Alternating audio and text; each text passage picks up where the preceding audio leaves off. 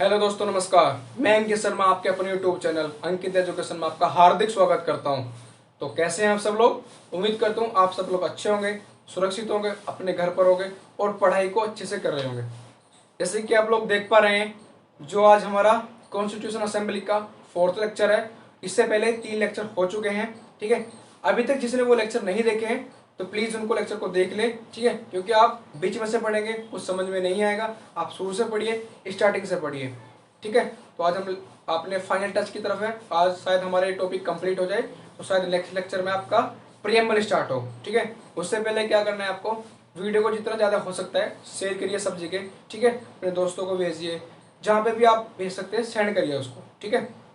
उसके बाद कोई भी डाउट हो किसी भी प्रकार का, लेक्चर में किसी भी प्रकार का कोई भी डाउट आए तो आप क्या करना है, कमेंट बॉक्स में उसको लिखना है। और वीडियो अच्छी लगे तो लाइक का बटन जरूर प्रेस करें, ठीक है। और चैनल पर पहली बार हैं तो चैनल को सब्सक्राइब करें, बेल आइकन को प्रेस करें, ठीक है। तो चलिए शुरू करते हैं अपना लेक्चर।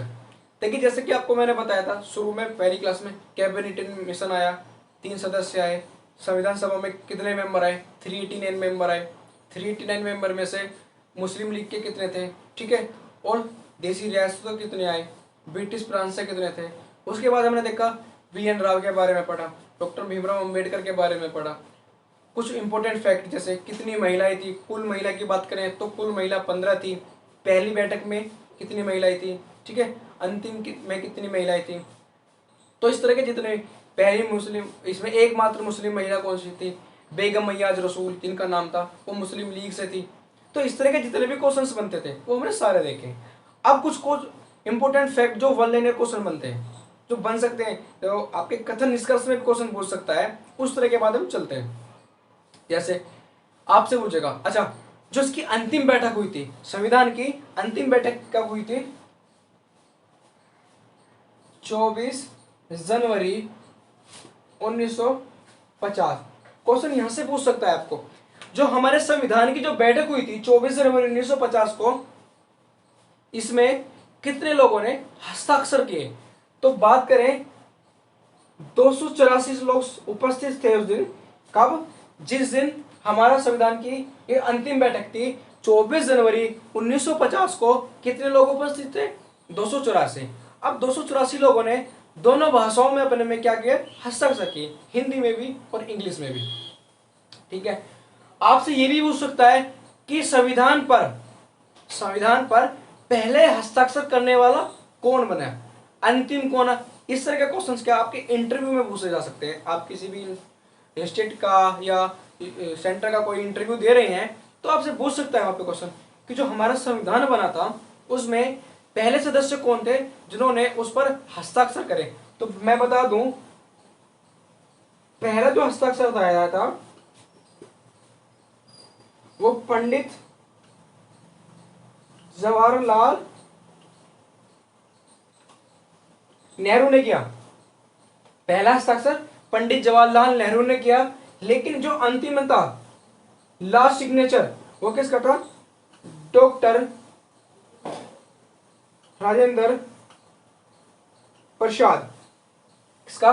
डॉक्टर राजेंद्र प्रसाद। आपसे पूछ ले अब तो आप बिल्कुल सही सही बताएंगे कि पहला हस्ताक्षर किसका था?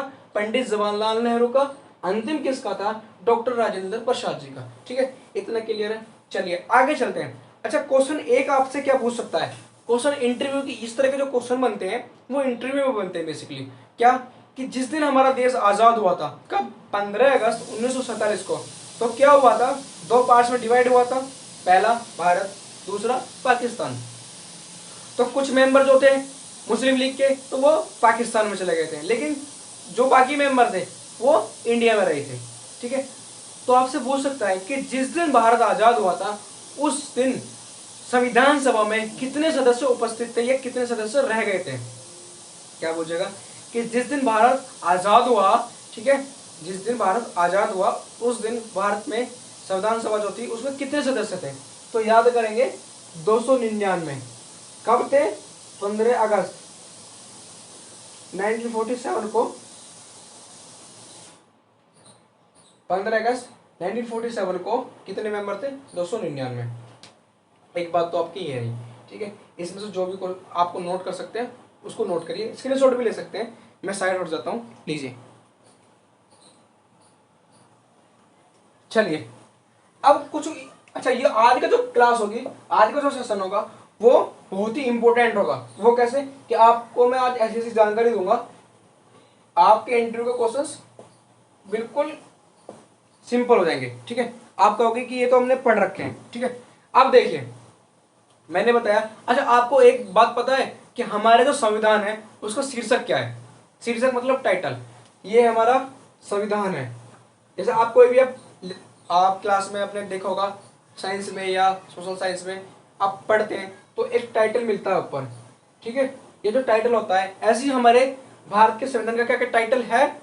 अगर भारत के संविधान का कोई टाइटल है तो उसका नाम क्या है? पहली बात। दूसरी बात, अगर नाम है तो क्या उसका नाम हमारे संविधान में उल्लेख है या नहीं है? दूसरी बात। ठीक है, तो आपको ये बता दूं मैं कि जो हमारे जो संविधान का है शीर्षक, उसका नाम क्या है? मैं लिखिए, भारत के संविधान का शीर्षक, भारत के संविधान का शीर्षक क्या है? भारत का संविधान, भारत का संविधान। जो हमारा भारत का संविधान है उसका शीर्षक क्या है? भारत का संविधान। अनुच्छेद, अब अच्छा इसका क्वेश्चन एक और बनता है, क्या इसका उल्लेख हमारे संविधान में है? जी हाँ, इसका उल्लेख हमारे संविधान में है। तो आर्टिकल अनुच्छेद 393 याद करेंगे। आर्टिकल 393 में ये उल्लेख है कि भारत के संविधान का जो शीर्षक होगा उसका नाम क्या होगा? भारत का संविधान। इतना क्लियर है? भारत के संविधान का शीर्षक जो अनुच्छेद 393 में उल्लेख है। क्लियर? एक मैंने आपको बताया था 394, आर्टिकल 394 मैंने आपको बताया था। क्या बताया था कि आर्टिकल 394 में क्या लिखा है? आर्टिकल 394 में कब लागू हुआ? देखिए, हमारा जो संविधान है वो 2 बार लागू हुआ था। एक तो 26 नवंबर 1949 को, एक 26 जनवरी 1950 को।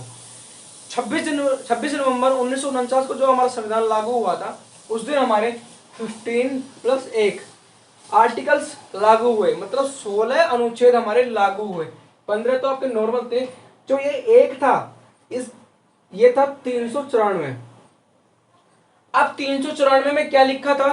394 में लिखा था कि जो हमारे संविधान का शेष पार्ट है, मतलब इन अनुच्छेद को छोड़कर जो बाकी का पार्ट बचता है, वो कब लागू करेंगे? 26 जनवरी 1950 को। 26 जनवरी 1950 को। तो आपसे पूछा जाए कि 394 में क्या लिखा है? 394 में लिखा गया था कि जो हमारे संविधान का शेष पार्ट है वो कब लागू करेंगे? 26 जनवरी 1950 को। इतना क्लियर है? चलें आगे। देखिए, वीडियो अच्छी लग रही हो तो उसको भैया शेयर कर दो दबा के। ठीक है, सब दोस्तों को जितना हो सकता है उतना ज्यादा शेयर कर दो। कंटेंट में कोई कमी नहीं है भैया, कंटेंट आपको सॉलिड मिलेगा, सबसे अलग मिलेगा, डिफरेंट मिलेगा। क्वालिटी पढ़ के देख लेना, आप जहाँ पे पढ़ रहे हैं उससे कंपेयर करके देख लेना, बिल्कुल अलग यूपीएससी लेवल तक की क्वालिटी लेके चलेंगे। यहाँ पे कोई क्वेश्चन नहीं छोड़ेंगे। ठीक है, अब इतना हो गया, आगे चलते हैं। देखिए, एक क्वेश्चन मैं आपको बता दूं कि जो हमारी संविधान सभा बनी थी उसके कार्य क्या क्या थे। देखिए, आप मेरे से बोलोगे कि जो संसद का गठन हुआ था, तो संसद के जो चुनाव हुए थे, संसद के चुनाव हुए थे वो 52 में हुए थे, 52-53 के आसपास। ठीक है, लोकसभा पहली बैठक, संसद की पहली बैठक 13 मई 1952 को। ठीक है भैया, पहली जो बैठक हुई थी संसद की वो 13 मई 1952 को हुई थी। लेकिन क्या हुआ? जो हमारा पहला संविधान संशोधन है, पहला संविधान संशोधन 1951 में कर दिया।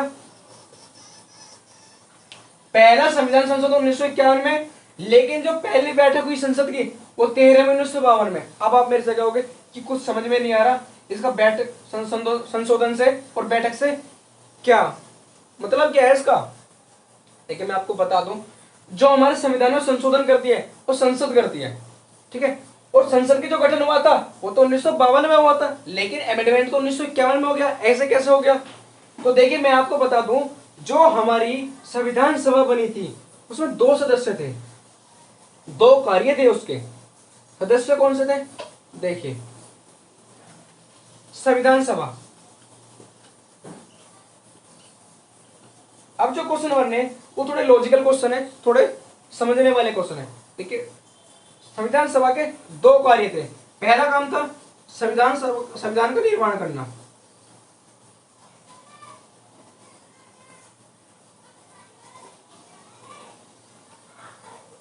पहला काम था उसका संविधान का निर्माण करना। दूसरा काम था संसद के रूप में भी काम करना, संसद के रूप में कार्य करना। ठीक है भैया, जो संसद के रूप में कार्य करती थी वो संविधान सभा ही थी। तो क्या करा, संविधान सभा ने ही अमेंडमेंट किया। अच्छा, इसका जो अध्यक्ष था, संविधान का जो निर्माण करता था उसके अध्यक्ष का डॉक्टर राजेंद्र प्रसाद, और इसके बने थे जीवी मावलंकर। ठीक है भैया, जीवी गणेश वासुदेव मावलंकर। किसके? संसद के जो काम करते थे उसके अध्यक्ष कौन थे? जीवी मावलंकर। और जो आपके संविधान के निर्माण का जो काम करते थे उसका अध्यक्ष कौन थे? डॉक्टर राजेंद्र प्रसाद। इतना समझ में आ गया? चलो, और 2-3 फैक्टर है, ये फिर आपका कॉन्स्टिट्यूशनल असेंबली खत्म हो जाएगा ये टॉपिक। उसके बाद चलेगा आपका प्रीएम्बल। तो प्रीएम्बल को पढ़ेंगे बिल्कुल एडवांस लेवल से। जब हम प्रीएम्बल पढ़ेंगे तो आप जानेंगे कि प्रीएम्बल इस तरह से आपने अभी तक नहीं पढ़ी होगी। ठीक है, देखिए, दक्ष पायलट की संज्ञा, दक्ष पायलट, दक्ष पायलट की संज्ञा किसको कहा जाता है? डॉक्टर भीमराव अंबेडकर को। ठीक है भैया, दक्ष पायलट की संज्ञा किसको दी जाती है? भीमराव अंबेडकर को। केवी राव ने अंबेडकर को क्या कहा है? संविधान का जनक व जननी। ठीक है, और इसे हिंदू धर्म की संस्था किसने कहा है? संविधान को हिंदू धर्म की संस्था किसने कहा? Lord Simon. जल्दी से नोट करो, चलते हैं आगे। ठीक है भैया, चले, अब 2-3 क्वेश्चन और रह गए इसमें, उसके बाद आपकी ये टॉपिक खत्म। चल बात करेंगे नेक्स्ट लेक्चर में आपकी नए टॉपिक की, नए से स्टार्ट करेंगे। ठीक है, तो अच्छा, एक जाति की संस्था, एक जाति की संस्था, एक जाति की संस्था किसने कहा? चर्चिल ने। ये भाई साहब तो बहुत ही कभी कुछ ना कुछ करते रहते थे, संविधान सभा के ऊपर टिप्पणी करते रहते थे। ठीक है, इन्होंने एक बार ये भी कहा था कि ये एक ऐसा विवाह है जिसकी दुल्हन ही गायब है। तो ये भी अगर पूछ लेते ये थी किसकी है, तो चर्चिल की। अच्छा, एक मैं आपको फैक्ट बताता हूं, डॉक्टर राजेंद्र प्रसाद ने क्या कहा था उसके बारे में सुनिए। डॉक्टर राजेंद्र प्रसाद ने कहा था कि अगर मैंने संविधान में कुछ अच्छा कार्य किया है तो वो 29 अगस्त 1947 को भीमराव अंबेडकर की अध्यक्षता में ड्राफ्टिंग कमेटी, ठीक है, प्रारूप समिति का गठन करने का किया है। अगर उन्होंने कोई अच्छा कार्य किया है तो वो भीमराव अंबेडकर की अध्यक्षता में, ठीक है, 29 अगस्त 1947 को प्रारूप समिति का गठन करके किया है। ठीक है, तो ये आपकी कॉन्स्टिट्यूशनल असेंबली से जितने भी क्वेश्चंस बनते थे, जो भी मैक्सिमम हो सकता था वो मैंने आपको कराया। ठीक है, अच्छा एक क्वेश्चन मैं आपको बता दूं, आप क्या हो गए कि जो हमारा संविधान है 26 जनवरी 1950 को लागू हुआ, लेकिन जो हमारा 15 अगस्त 1947 को 15 अगस्त 1947 को हमारा देश आजाद हुआ और संविधान लागू हुआ 26 जनवरी 1950 को। तो इससे इस टाइम के बीच में जो हमारा शासन था वो किस तरह से चला? तो 2 अधिनियम है, 1935 का अधिनियम और 1947 का अधिनियम से इससे इसके बीच में शासन चलाएगा। मतलब 1947 से लेकर 1950 तक जो शासन चला वो दो इन अधिनियम की बदौलत चला। ठीक है, इन दो अधिनियम के माध्यम से चला। फिर आप मेरे से पूछोगे जब संविधान लागू हो गया क्या फिर इनको भी रखा गया? जी नहीं। आर्टिकल 395 में क्या करागा? आर्टिकल 395 लागू करके 395 लागू करा आर्टिकल, और इन दोनों जो आपके अधिनियम थे इनको क्या कर दिया? रद्द कर दिया गया। इनको रद्द कर दिया गया और संविधान लागू से अपना काम कराया गया। ठीक है, तो आपका कॉन्स्टिट्यूशन असेंबली यहाँ पे खत्म होता है। नेक्स्ट लेक्चर में करेंगे आपके प्रीएम्बल से शुरू। तब तक के लिए thank you, all the best. Channel को सब्सक्राइब कर लें, शेयर करें दबा के, वीडियो अच्छी लगे लाइक करें। ठीक है, कैसी लगी वीडियो ये भी आपको कमेंट बॉक्स में लिखना है, कोई डाउट हो वो भी कमेंट बॉक्स में आप लिखिए। ठीक है, नेक्स्ट लेक्चर के लिए तैयार रहिए। कॉन्स्टिट्यूशन असेंबली पढ़ेंगे, सॉरी कॉन्स्टिट्यूशन असेंबली खत्म हो गया, प्रीएम्बल पढ़ेंगे। ठीक है, और प्रीएम्बल को बिल्कुल बेसिक से पढ़ेंगे। 2-3 घंटे की 4-5 लेक्चर की आपकी क्लास होगी प्रीएम्बल की, बिल्कुल आराम से पढ़ेंगे। तब तक के लिए thank you, all the best, bye bye, take care.